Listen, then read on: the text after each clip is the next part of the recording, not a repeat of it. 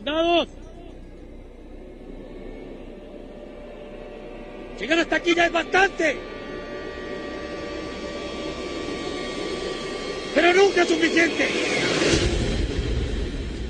300 años de masacre y de barbarie tiñen nuestra tierra de sangre. El enemigo espera. Todos y cada uno de ustedes son la esperanza de la América. Somos conscientes de nuestra libertad. Nadie puede decirnos ya que merecemos algún yugo.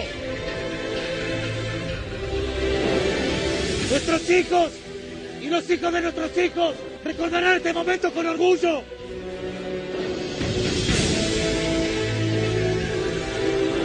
Porque les dejaremos una tierra digna de ser vivida, donde cada hombre pueda decidir su destino, sin importar su color, su linaje, su procedencia.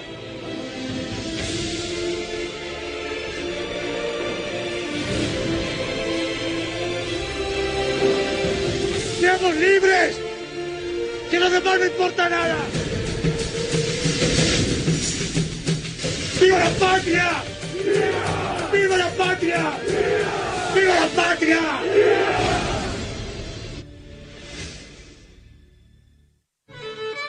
El tema del día. En Argentina tiene historia. El cruce de los Andes. Preguntas, ¿nuestra Revolución de Mayo empezó en realidad antes que la Revolución Francesa de 1789? ¿No fueron los hombres ilustrados que leían a Rousseau los que empezaron todos, sino que fueron los marginados? ¿Por qué la historia canta loas al cruce de los Andes y casi no hay libros dedicados al tema? ¿Por qué parece una hazaña en solitario de San Martín con un coro de extras, ¿no es cierto?, entusiastas, y no lo que fue en verdad una movilización de distintos sectores que llevó mucho tiempo y requirió para vencer muchas resistencias? ¿San Martín le robó la idea a un inglés? Bueno, tenemos para empezar con nuestro invitado, tenemos preguntas. Sí, tenemos algunas preguntas. Y el invitado es el historiador Pablo Camogli, autor del libro Nueva Historia del Cruce de los Andes. ¿Cómo te va, Pablo? Muy bien, muchas gracias por la invitación, un gran placer estar aquí con ustedes y bueno, un placer estar en Radio Nacional además. Bueno, estamos muy contentos y tenemos 40 preguntas que tenés que contestar antes de que termine el programa. Como no, haremos lo posible. Sin repetir y sin... Exactamente, sin soplar. Soplando, sin soplar. sí. Bueno, les decimos a los oyentes que Pablo Camogli nació en Oberá, provincia de Misiones, es periodista y licenciado en Historia por la Universidad Nacional de Cuyo, ha escrito para diversas publicaciones periodísticas y también para medios como Todo es Historia, pero además es autor de Batallas por la Libertad, Batallas de Malvinas y Batallas entre Hermanos. Bueno, nos contaron el cruce de los Andes como la mayor epopeya de la historia argentina, muy bien. Pero pensemos sin ponerle adjetivos, la mayor, la más grande, lo épico, qué sé yo. ¿Cómo se la describirías a un extranjero que no tiene la menor idea de nuestra historia? Quiero decir en cuanto a magnitud, grado de riesgo, impacto que tuvo en la historia. Que fue la resolución estratégico-militar que encontró la revolución para resolver el gran conflicto que era la guerra de la independencia. La revolución tenía objetivos políticos, sociales y económicos muy marcados, pero tenía una necesidad militar, que era derrotar a los realistas, que tenían otro modelo, otra forma de organización social, política y económica, y esa resolución tenía que ser a través de las armas. Bueno, la solución de ese conflicto militar fue a través del cruce de los Andes, digamos, fue la llave que permitió que la revolución se empiece a consolidar, por lo menos en el ámbito del Río de la Plata. En otras regiones del continente demoró un poco más. Porque si no tenía salida, si no iba por el cruce de los Andes no había salida. El camino del Alto Perú ya había demostrado en 3 oportunidades que era inviable. Había fracasado González Balcarce en 1811 en la famosa batalla de Huaki. Después Manuel Belgrano. A Belgrano lo tuvieron que derrotar 2 veces los realistas en el Alto Perú, lo que también desmistifica un poco esa idea de que Belgrano no tenía mucha capacidad militar, cuando sin embargo pudo reponerse de una derrota para estar otra vez nuevamente en combate en el Alto Perú. Lo tuvieron que derrotar 2 veces.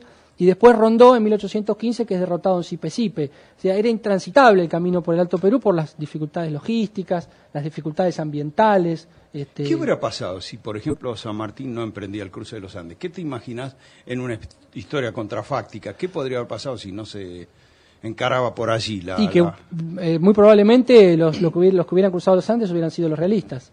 Ajá. Digamos, esa es la alternativa. O hubieran bajado del norte porque venían ganando ya. Sí, para los realistas también era difícil el camino del Alto Perú, porque así como era difícil para los revolucionarios, también lo era para los realistas, fundamentalmente porque cada vez que ellos cruzaban hacia Salta y hacia Jujuy, se les complicaba la retaguardia, lo que eran las líneas logísticas, claro, porque se le levantaban los pueblos, ejércitos. Claro, se le levantaban los pueblos de lo que se denominó en aquella época las republiquetas, y entonces, bueno, tenían que otra vez prestar la atención a lo que pasaba en su retaguardia y olvidarse del avance hacia el sur. O sea que era complicado el avance para los dos bandos por el Alto Perú. Era como que había, bueno, una situación de virtud.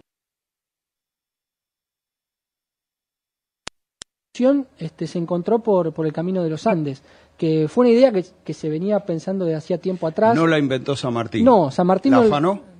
No es que la afanó, la tomó, digamos, ¿Cómo voy a decir eso de San Martín afanando ideas, che? No está mal, si hubiera sido así no estaría mal. El tema es que lo que hizo San Martín fue, lo que yo digo es que la genialidad de San Martín fue utilizar el sentido común ante cada problema que se le presentaba. Él fue designado en el Ejército del Norte, allí obtuvo mucha información de parte de Güemes, de Dorrego, de Belgrano, de los oficiales que estaban al mando de ese ejército, y comprobó que era inviable ese camino. Entonces empezó a buscar otras alternativas, y ya se habían presentado varios planes de cruce de los Andes, y de hecho ya había habido un cruce de los Andes, que lo había hecho una columna de 300 hombres, tiempo antes, en 1814, en apoyo a la revolución chilena, que estaba siendo amenazada por los realistas, que estuvo al mando de Juan Las Heras, que después va a ser uno de los protagonistas del cruce de los Andes del 17.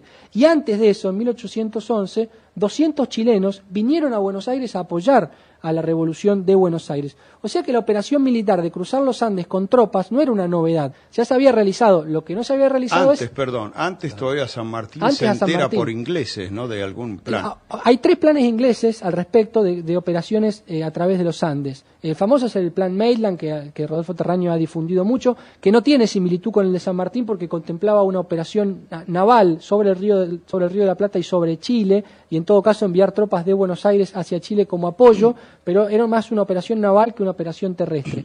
Los planes que San Martín mejor conoció fueron uno redactado por Vera y Pintado, que era un santafesino que vivió en Chile y que después va a ser el auditor de guerra del Ejército de los Andes, que elaboró un plan de cruce de los Andes, y después otro de un teniente coronel, Enrique Pallardel, que actuaba en la zona del norte chileno, que en 1813 también elabora un plan para atravesar los Andes y de Valparaíso embarcarse hacia Perú, que es un plan bastante similar a lo que termina realizando San Martín. Ahora, San Martín toma de asesor a uno de estos autores. Vera y Pintado, que va a ser auditor de guerra del Ejército de los Andes. Y el proyecto de Pallardel, que era una persona muy vinculada a Belgrano, que le transmitía informaciones, espionajes, etcétera, lo realiza en 1813, cuando San Martín está en el Ejército del Norte. O sea, evidentemente San Martín conoció también ese plan, más allá de que seguramente conoció los planes británicos.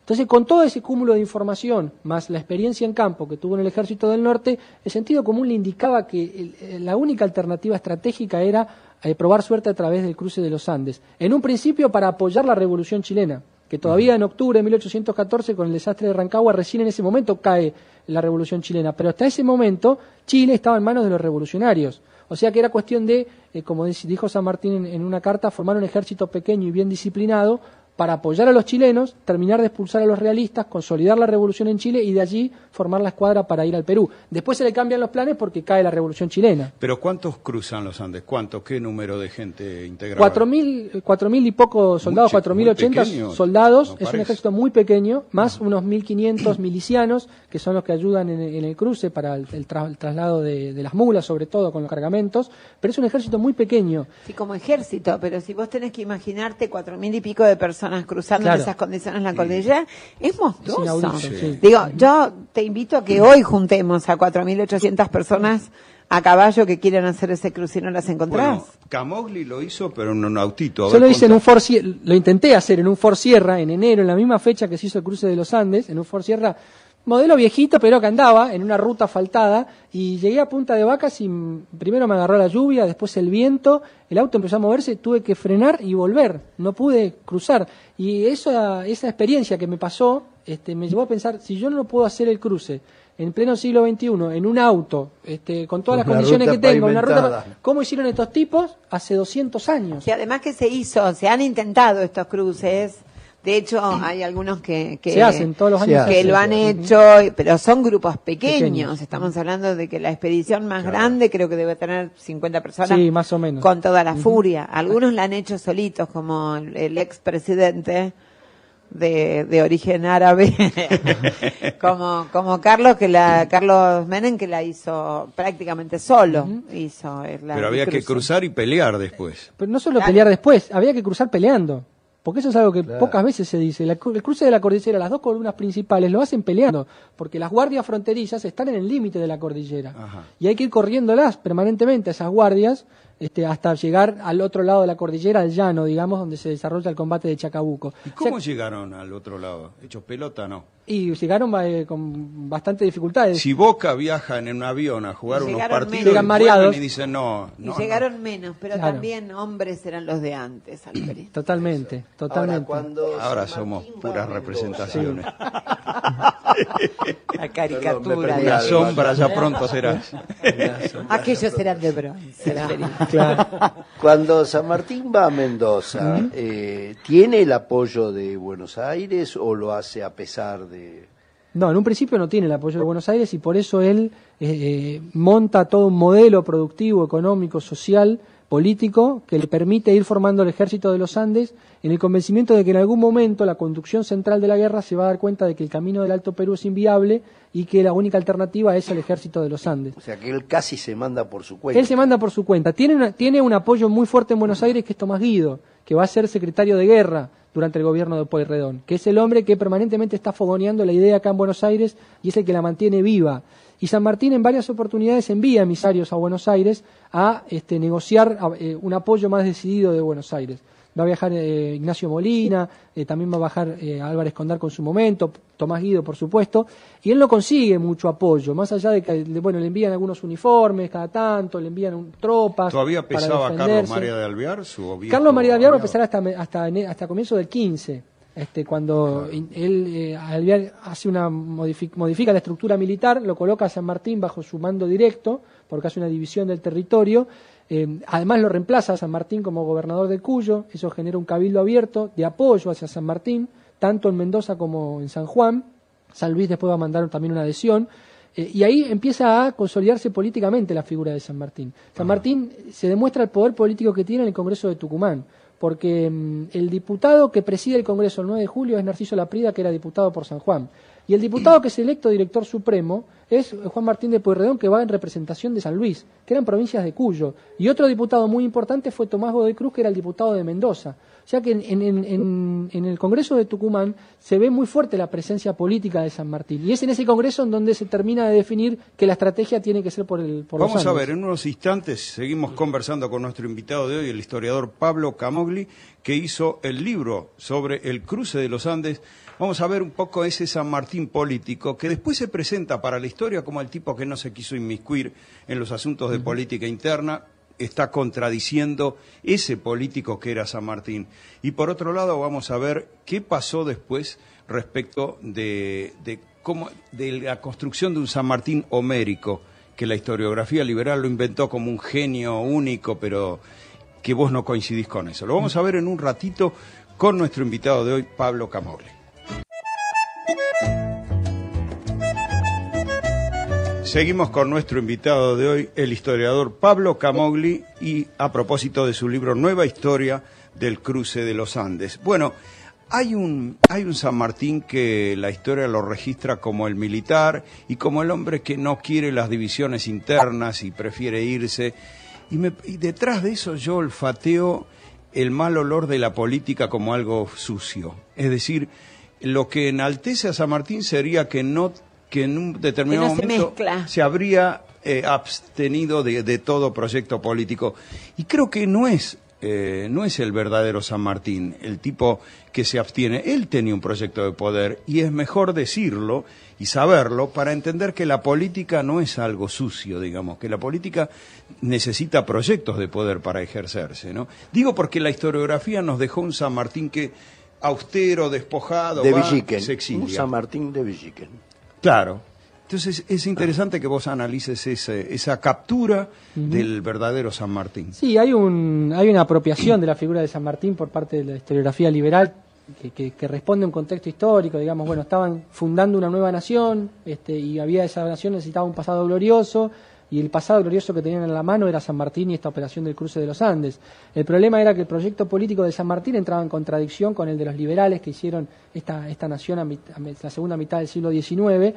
Entonces la única solución fue vaciar de contenido político a San Martín y a toda esta operación militar del cruce de los Andes, y reducirla a la genialidad de San Martín. Mitre lo define como puramente un militar que es un Hermes Trigemisto. Hermes Trigemisto era un dios alquimista que creaba las cosas de la nada, y esa es la definición de Mitre que hace de San Martín, digamos. Esa es la mirada que se tiene. Después una mirada absolutamente desvalorizante. Claro.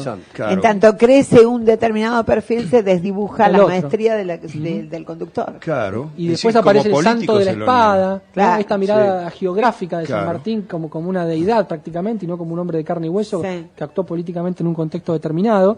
Y fundamentalmente se trabaja en el vaciamiento de la idea política de San Martín. San Martín siempre estuvo comprometido con una idea política, y a la hora de describir todo el proceso de conformación del ejército, uno se da cuenta que fue un hombre de una profunda convicción revolucionaria para la época, un hombre que proponía la liberación de todos los esclavos del Río de la Plata, ideas que ni siquiera en Estados Unidos o en Inglaterra, supuestos países padres de las libertades, etcétera, etcétera, no se les había ni ocurrido, y San Martín se lo proponía en 1817. Está bien, me podrán decir, bueno, los quería para la guerra. Es cierto, los quería para la guerra, pero para que lucharan por la libertad, no solo de todos, sino de ellos fundamentalmente. Ajá. San Martín trataba de igual a igual a los pueblos originarios, él trata de igual a igual. Es famosa el encuentro que tiene con los caciques pehuenches en San Carlos, en donde él trata de igual a igual, hace un pacto, permanece los 3 días en que por las ceremonias que hacían los pueblos originarios, ellos festejaban cuando se hacía un pacto, permanecían festejando, y San Martín se quedó los 3 días con su Estado Mayor en muestra de respeto hacia los pueblos originarios, y cuando lo visitan a Mendoza le dice: yo también soy indio. O sea, una mirada social que no la tuvieron todos en la época, ni todos los revolucionarios la tuvieron. Hubo sectores dentro de la revolución que tuvieron esta profundidad del alcance que debía tener la revolución hacia la base social de la revolución. Ahora, ya que hablas de los pueblos originarios, hay una historia oficial que nos dice que la Revolución de Mayo es obra de un grupo de ilustrados que habían leído a Rousseau y otros autores franceses. Lo que vos decís en este libro es que la Revolución de Mayo en realidad se empezó a preparar, y no precisamente por los ilustrados, mucho antes incluso de la Revolución Francesa. Sí, totalmente. Yo hablo de un proceso de acumulación política y social que viven los sectores populares en toda América, que venía fundamentalmente del siglo XVIII. El siglo XVIII es un siglo de muchísimas luchas sociales de los pueblos originarios, la famosa revuelta de Tupac Amaru, de Tupac Katari, pero también las guerras guaraníticas en la región de Misiones, de las Misiones, que no parece como que no formaran parte de nuestro pasado, pero que sin embargo están ahí. La misma lucha que dieron los guaraníes contra los bandeirantes, y esa lucha se está dando contra los poderes coloniales y en contra de todas de la estructura de opresión colonial que existía en la época. Cuando todavía Moreno no leía cuando a Rousseau. Rousseau no había escrito nada todavía, cuando la Revolución francesa no había explotado ni nada. Y en el mismo sentido, los esclavos, los negros, también van a vivir un proceso de acumulación parecido que va a llevar a la independencia de Haití en 1804. Digamos, que si eso sí ya tiene más que ver con la Revolución Francesa, pero que está mostrando a los sectores populares, los tradicionalmente marginados, con un protagonismo y con una avanzada política y revolucionaria que va muy por adelante de las élites liberales que después se van a plegar al movimiento. Y que se van a plegar al movimiento en tanto y en cuanto la corona española ya no tiene el poder suficiente para garantizarle los negocios o para mantenerles esos privilegios sociales o dentro de la administración pública que tenían, y allí aparecen como actores revolucionarios las élites. Por supuesto, con algunos actores con una profunda convicción revolucionaria, como Belgrano, que era miembro de esa élite, pero que a través de las lecturas y de su experiencia realmente adopta un perfil revolucionario, y otros sectores que aceptan la revolución en tanto y en cuanto les permita heredar el poder, claro, como los sectores que pueden ser vinculados al saavedrismo o los sectores que después van a hacer esa feliz experiencia en 1820 en Buenos Aires. Claro. Ahora, ¿Cómo ves vos el papel de las logias en este proceso? Y el papel de las logias va a ser importante porque va a articular a todas esas élites bajo una serie de objetivos políticos y económicos, que también se va a dar ya con el proceso de acumulación política bastante avanzado. Lo que yo creo que las logias permiten es, sobre todo hacia las élites, generar un espacio de participación política que no había de otra manera, porque no había partidos políticos, no había posibilidad de acceder a la prensa libre. Entonces las logias lo que permiten justamente es eso, que generar espacios en donde pueda haber una participación política para estos sectores de la élite, fundamentalmente de criollos, que querían una serie de transformaciones y de cambio dentro de la colonia, y si no, bueno, ya a partir de un Estado independiente. Claro. Que eso va surgiendo en el tiempo, porque no es que dijeron, bueno, vamos a ser independientes. No, lo que queremos es una mayor autonomía, poder comerciar, poder autogobernarnos. En realidad, esa es la pregunta que te quería hacer. Independientemente de las élites, las logias y los distintos actores que hayan concentrado en algún momento algún grado de intelectualidad, aunque de apertura política, la verdad es que la primera situación que uno va desentrañando en todo este tiempo que ha estado haciendo estos programas de historia es que casi nunca la idea venía por el lado de hacer una revolución. Claro. Venía por el lado de hacer pequeñas reformas o grandes reformas con pequeños intereses o grandes intereses que iban obedeciendo a ese, y que en realidad era, una vez volcado eso hacia la gente, hacia la masa, es donde eso volvía con un formato enriquecido y de revolución. En ese sentido, la gente que participó de la gesta del cruce, ¿también fue modificando el objetivo final, el pensamiento? Sí, seguro. Modificó mucho la estructura social de Mendoza y de Cuyo, porque hay que pensar que el 30% de los esclavos, 20% de los esclavos se fueron con el ejército, y además quedó la semilla de la idea de la libertad como algo claro, al alcance de la mano. Y lo mismo hacia otros sectores, y en las relaciones entre la élite y el cabildo, el gobierno, generó muchísimas modificaciones. Hay toda una serie de estudios que se están haciendo en Cuyo y en Mendoza para ver cuáles fueron las consecuencias políticas y sociales que generó todo el armado del Ejército de los Andes, y fueron muy profundas. Bueno, vamos a ver entonces qué pasa cuando cruzamos los Andes. Vamos a ver aquellas cosas que dicen, por ejemplo, San Martín era un agente inglés, nos ha dicho incluso algún oyente hace un tiempo. Vamos a ver todos los temas que se relacionan con la historia del cruce de los Andes. Seguimos conversando con nuestro invitado de hoy, el historiador Pablo Camogli. Ahora las noticias y luego Ana Padovani con sus personajes de Catita y Pepe Arias. Dedicado a la historia del cruce de los Andes, y nuestro invitado es el historiador Pablo Camogli. Vamos a escuchar mensajes de los oyentes de Argentina Tiene Historia.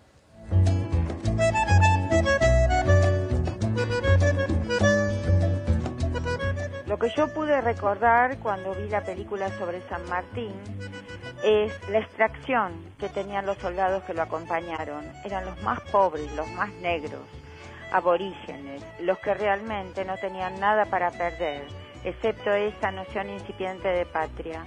A esa gente humilde le debemos nosotros la libertad de nuestro país y la mirada de San Martín, que confió en ellos. Maravilloso. Silvia Ramos Mejía. Hola, es un saludo para Pablo Camogli, que estoy muy orgullosa de que haya investigado tanto. Soy una vieja amiga de su papá. Un saludo, Pablo. Clara. Chao. Sí, mi nombre es Elena, de Villa Lugano, y recién llego de la radio por el libro que me gané en el programa de Tiempo es Historia. Bueno, quería dar las gracias por todo. Un beso para todos. Chao. Sí, hola, soy Nora de Verazategui. Es por el cruce de los Andes. La verdad que comparto el tema que están hablando y me parece impresionante la estrategia del cruce de los Andes del general San Martín. Estrategia política y militar. Incluso también en las pequeñas cosas estuvo en todo lo que significó el cruce de los Andes. Tengo entendido que llevó alimentos disecados, o sea, fue el primero que los utilizó. Mulas para carga y no burros, ya que... Bueno, el tiempo puede ser historia, pero este programa se llama Argentina Tiene Historia. Y tenemos también más mensajes, Adriana. Sí, los amigos que se van comunicando a través del Facebook, que van saludando, como Irene Vivalda y demás, Florencia Belda, Alicia Guevara. Carlos Daniel plantea el tema de la condición de masón de San Martín. Así que es una posibilidad para abordar esta cuestión. saludos, hay muchos saludos de los amigos. Muy bien. Vos le preguntabas, Sí. Nora, a Quería Pablo. profundizar lo que habíamos quedado ahí cuando se nos vino el noticiero, que era el tema de los cambios culturales y sociales a posteriori, los colaterales que habría que leerse como resultados directos del cruce. Sí, no solo del cruce, sino de toda la guerra de la De la independencia y de campaña. la revolución en general, porque la pregunta es, ¿por qué tuvimos tanta guerra civil? No solo en lo que es la Argentina, sino en toda América. ¿Qué es lo que pasó? Y yo creo que la respuesta no hay que buscarla en que las masas eran díscolas y etcétera, etcétera, como siempre nos han dicho, sino que en realidad es que esos sectores populares se vieron frustrados con los alcances que tuvo la revolución y por eso salieron a luchar ahora contra los que heredaron el poder de la corona española. La revolución no alcanzó a cumplir esas ansias de transformación que tuvieron los sectores populares y que tuvieron algunos líderes como San Martín, Belgrano, Moreno, Artigas, que realmente llevaron la revolución a hechos concretos de transformación social, económica y política. Y esa frustración es la que explica después la guerra civil y la que explica la continuidad de la guerra civil. Y reitero, no solo en Argentina, sino en todo el continente. Hay una explicación para que esa guerra civil sea tan larga, tan cruenta y en todo el continente. Porque evidentemente la revolución no satisfizo todo. En socios de su empresa libertadora, tanto en Chile como en Perú. ¿Por qué? Bueno, fundamentalmente porque por estas cuestiones políticas, de proyecto político. Tanto las élites de Santiago como las élites de Lima como las de Buenos Aires lo que pretenden es un espacio en donde esté el puerto y el famoso Interland, la tierra, digamos, de influencia de ese puerto, en donde el puerto funcione como el ingreso de las manufacturas fabricadas en Inglaterra fundamentalmente y como puerta de salida de los productos primarios. Y no tienen una mirada de conjunto y la necesidad de integrarse con el resto de las regiones, sino mantener ese privilegio que les da la ubicación como ciudades centrales del poder o como ciudades portuarias, Lima. Pero lo Callao, acusan en todo de caso. distintas cosas a San Martín, incluso en Perú, por ejemplo, ¿no? Sí, bueno, San Martín siempre ha sido acusado de todo, de que fue agente inglés, de que fue agente francés, de que representaba a Estados Unidos, de que quería coronarse rey, pero bueno, eso en ningún momento se pudo demostrar. Hay elementos concretos. El principal representante de los intereses británicos en el Río de la Plata fue Bernardino Rivadavia y fue un enemigo acérrimo de San Martín. San Martín llegó a retarlo a duelo a Rivadavia. Entonces, poner en el mismo plano, como hace Mitre y como se ha repetido y se sigue repitiendo hoy en las escuelas, nuestros chicos van a la escuela y tienen el retrato de San Martín y el de Rivadavia al lado. Si estuvieran vivos sería impensado que estuvieran juntos. ¿Por qué eran rivales políticos? Porque expresaban intereses políticos distintos. Entonces, el objetivo de vaciar de contenido político a San Martín, al cruce de los Andes, tiene que ver con justamente esa necesidad de ponerlo con estos otros próceres que ha tenido el liberalismo. Pero en la medida que empezamos a ver el trasfondo político de San Martín y de todo su grupo de trabajo, porque cuando hablamos de San Martín hay que pensar que tenía un montón de gente que lo acompañaba, que lo ayudaba, que le daba ideas, que trabajaba con él, no es porque si no estamos cayendo otra vez en lo mismo que criticábamos al principio. Claro, el genio cuando hablamos de San individual. Martín estamos hablando del Estado Mayor del Ejército de los Andes, en realidad. Ahora, el ostracismo de San Martín en determinado momento, cuando después de Guayaquil y cuando él regresa y se va a Europa, ¿cuál a tu criterio puede ser la causa fundamental de que no se haya quedado a pelearlo, por decirlo de alguna manera? Y hay varias cuestiones. Una tiene que ver también con el propio cansancio físico y mental de una persona que estaba peleando desde los 13 años. San Martín ingresó a los 11 años en el regimiento de Murcia, a los 13 estaba peleando contra los moros, hizo todas las campañas en Europa, viajó al Río de la Plata, hizo el cruce de los Andes, liberó a Te agrego la enfermedad, sobre todo algunos dolores que eran intensísimos. Sí, era ¿no? Difíciles de soportar. tenía muchos problemas de salud, una persona que evidentemente estaría muy cansada y tampoco hay que pensar que, resolvé todos los problemas vos.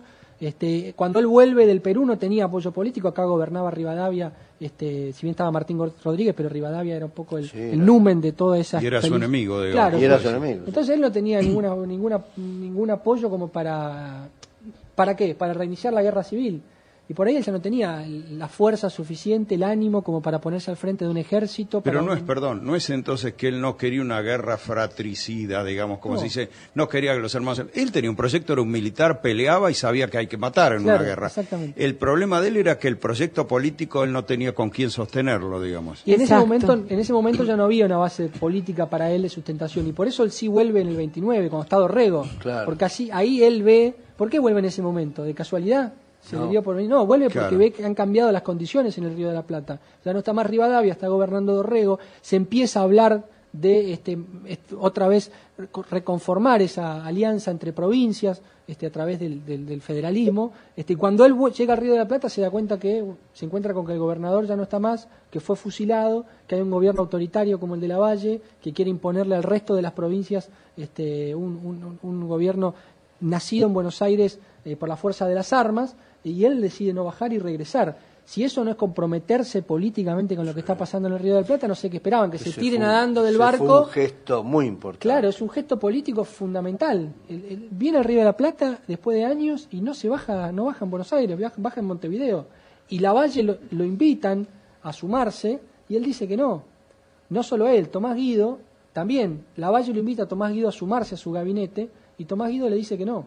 Tomás Guido, que ha participado de todos los gobiernos de la época, hasta el gobierno de Rosas, al único gobierno al que le dice que no es el de Lavalle, porque entienden que ese gobierno no tiene ninguna legitimidad, ninguna legalidad, y que va destino a ser arrasado por el federalismo del interior en una nueva guerra. Yo insisto en la idea de despojar a San Martín de proyecto de poder, para de esa manera acomodarlo a lo que vos quieras decir de él. Claro, yo estaba por decir lo mismo. La política es caca, entonces San Martín no amaba la política, por lo tanto San Martín es limpio. Y qué absoluta necesidad de edulcorarlo, además. Claro. Porque esta situación de edulcorante berreta, que es decir, no, porque él no quería la guerra entre hermanos, y entonces, y cualquiera que lee medianamente se pregunta qué estaba pasando antes, qué pasó después, cómo se lee esa presidencia. Y en más de una ocasión, también a veces era una lectura que a uno lo fastidiaba, porque pensar que se había corrido en un momento de intensidad era bastante más fastidioso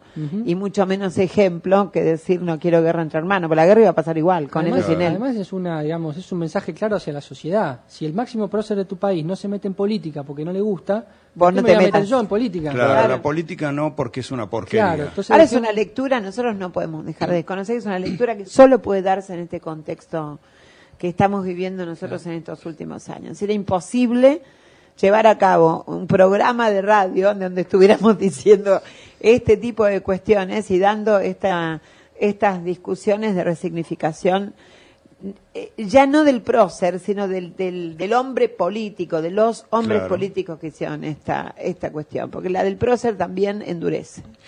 Después queremos ver un poco las diferencias entre San Martín y Bolívar. Ese encuentro que no sé si fue frustrante finalmente para San Martín. Había dos hombres con distinto perfil político ahí, ¿no? Quisiéramos que nos cuentes. En unos instantes nos va a contar Pablo Camogli, que es nuestro invitado de hoy, autor del libro Nueva Historia del Cruce. El historiador Pablo Camogli. Tenemos la viñeta del encuentro San Martín-Bolívar. ¿Cuáles diferencias? Incluso fue frustrante para San Martín, ¿no?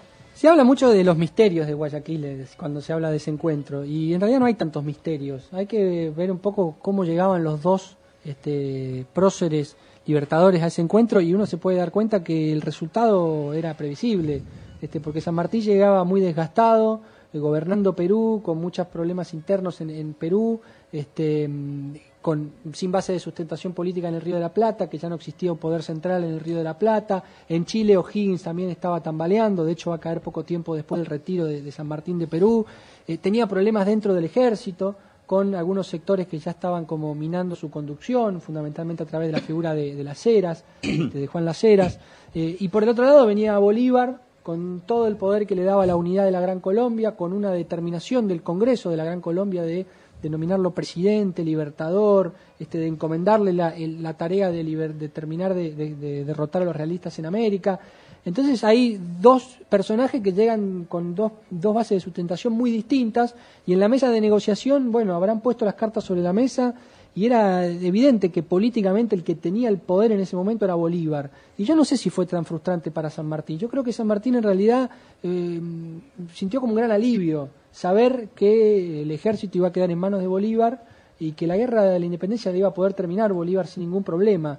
De hecho, San Martín siempre habló muy bien de Bolívar, tenía el retrato de Bolívar en su dormitorio, entonces pensar que había una gran rivalidad entre ellos es pensar que era un masoquista. San Martín, que todos los días se levantaba y miraba la cara de su peor enemigo. Esa construcción de San Martín y Bolívar enfrentados tiene que ver con esas cuestiones de patrioterismo con el que se construyó muchas veces nuestras historias en el continente. ¿Cómo te va con el Instituto San Martiniano? Yo con el Instituto San Martiniano tengo bastante buena relación en tanto y en cuanto, he ido a trabajar varias veces allí por mis investigaciones.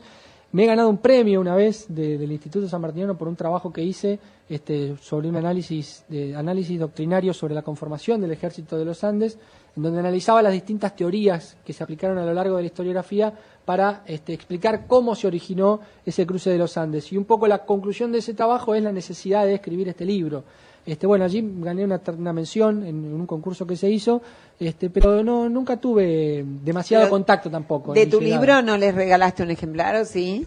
Seguramente lo van a recibir, sí, y están en los agradecimientos a la gente de la biblioteca del Sería instituto. Sería súper interesante saber cuál es la respuesta. Y la otra es una pregunta súper frívola, porque no le contamos a la gente que es muy joven. Es muy joven, eso su iba voz, a decir. Su voz es joven, pero hay que contarle que tiene, creo que escasos 34. 34 años. 34 años. Entonces digo, el chamullo de este chico, imagínate cuando conoce a una chica y le dice, yo te voy a contar de San Martín, la verdad, la posta de San Martín. Lamento decirle a mi fan que ya tengo a la chica a la que le cuento, así que hace 10 años. Ahora se está 10 años. 10 años de casado tengo. Tiró? Muy bien. ¿Estás casado hace 10 años? Sí. Mi amor, qué divino. ¿Con una mendocina? No, con una santafesina que conocí en Misiones, porque estudiaba genética allí.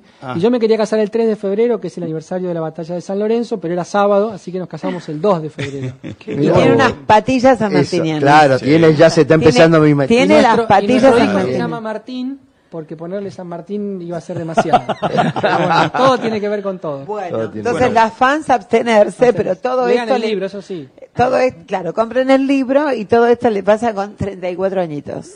Pablo también historió las guerras civiles en Argentina. Llegaste hasta el siglo XX. Sí, yo creo que incorporé las campañas del desierto, las campañas contra el indio, como parte de las guerras civiles, porque las guerras civiles tienen como dos etapas, una que tiene que ver por la definición de qué modelo de país se va a adoptar, si va a ser un modelo federal o unitario, si va a ser políticamente más abierto o no, socialmente, económicamente, etcétera, que se termina de definir con el triunfo de Pavón y después con las últimas revueltas del Chacho, de Felipe Varela, las revoluciones jordanistas, etcétera.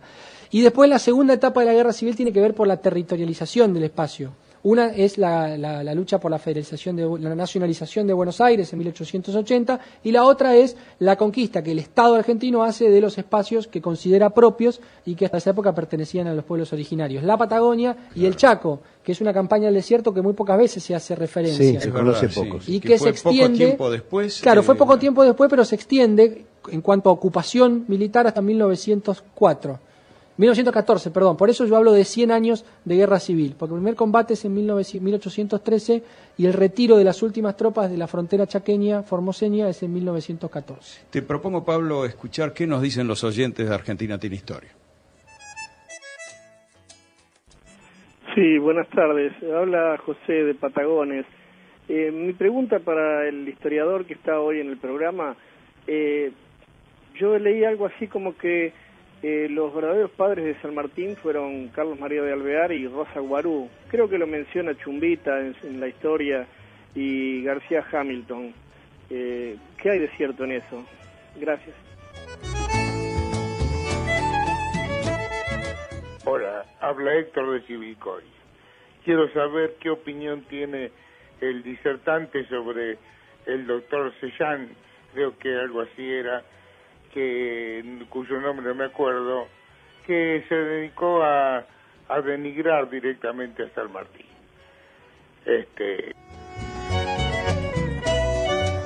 Hola, buenas tardes. Al historiador me gustaría hacerle la siguiente pregunta. Me llamo Juan Golver, soy de Floresta. ¿Podría indicar cuántos litros de vino llevó San Martín para la travesía?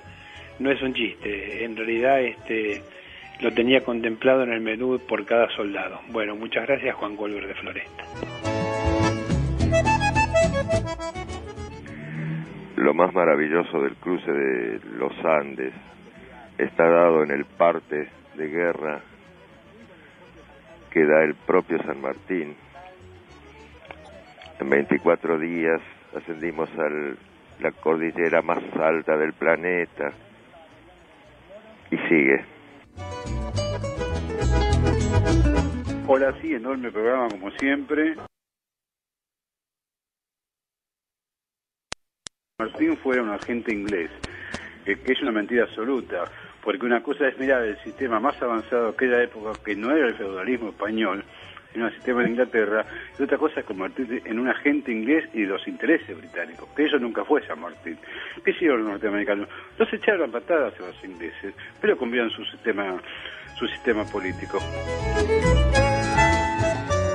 Bueno, preguntas para Pablo Camogli. Sí, preguntas varias. Primero quiero mandarle un saludo a Clara ahí, que es una amiga de mi padre, que la conozco. Mi padre falleció hace poco tiempo, me ayudó mucho para este libro y bueno, un poco está dedicado a él también, así que bueno, un lindo recuerdo para él. Y sobre lo del vino, es cierto, pero también hay un mito ahí, porque se ha difundido mucho que San Martín llevó una botella de vino por cada soldado por día, lo cual es imposible, no dan los cálculos, tendría que haber imposible, se fue con todas las bodegas de Mendoza, es imposible. Lo que sí estaba contemplado era una media ración diaria de aguardiente o de vino para los soldados, fundamentalmente para el aguardiente para el frío y esas cuestiones, que evidentemente no se llevaron en botellas, sino en tinajas o en toneles, pero en una cantidad mucho menor. Una de las innovaciones que yo trato de hacer en el libro, que es unos primeros esbozos, si se quiere, de algo que se tendría que profundizar mucho más con equipos multidisciplinarios, es un análisis de la cuantificación de la capacidad de carga del ejército a partir de la cantidad de mulas que tenían y a partir de los pesos de las cargas que estaban llevando.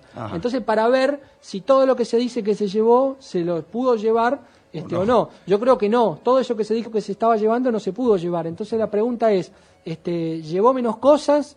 Bueno, sí. Y las tropas de la confianza de que estaban llevando todo lo necesario y, evidentemente, esa reducción en la cantidad de elementos transportables lo que indica es que durante el cruce de la cordillera tuvieron muchas dificultades para hacerlo, porque por ejemplo no había una mula por cada soldado como él pretendía para que no caminaran y no se cansaran, o sea que tuvieron que hacer el cruce a pie, y tampoco hubo capacidad de carga para llevar todo lo que se requería para el cruce, porque había que llevar la leña, había que llevar la comida, había que llevar la bebida, era bastante complejo. Esa diferencia entre mula y burro que habló un oyente hizo referencia a un oyente, eso que hay de cierto. Sí, la mula era el elemento de transporte tradicional para la alta montaña, digamos, y cuando nos muestran las imágenes de San Martín en medio de la cordillera arriba de un caballo blanco, y están tergiversando la realidad absolutamente. Era una mula. Claro, para el pintor. Claro. Se nos terminó el tiempo. Imagínate un héroe en mula. Era un héroe. El Instituto de San Martín no se volvió loco. Mejor en mula que no en quedaba burro. pintado. Bueno, se nos terminó el tiempo y no pudimos ver, por ejemplo, los antecedentes de San Martín como militar de montaña, que lo estuvo peleando para el ejército español en los Pirineos, y los antecedentes como gran instructor de tropa, dos asuntos claves para el gran emprendimiento del cruce de los Andes. Pero bueno, el tiempo no alcanza. Que ya tenemos Pablo para rato. Tenemos excusa para invitarlo de nuevo a Pablo Camogli, a quien le agradecemos mucho que nos acompañó a propósito de su libro Nueva Historia del Cruce de los Andes. Pablo, realmente muy esclarecedor para nosotros. Muchas gracias por la invitación, te admiro muchísimo, Jorge, así que bueno, desde siempre que te escucho, así que es un honor para mí compartir esta mesa con todos ustedes. Bueno, se nos terminó, como digo, el programa y ya mismo les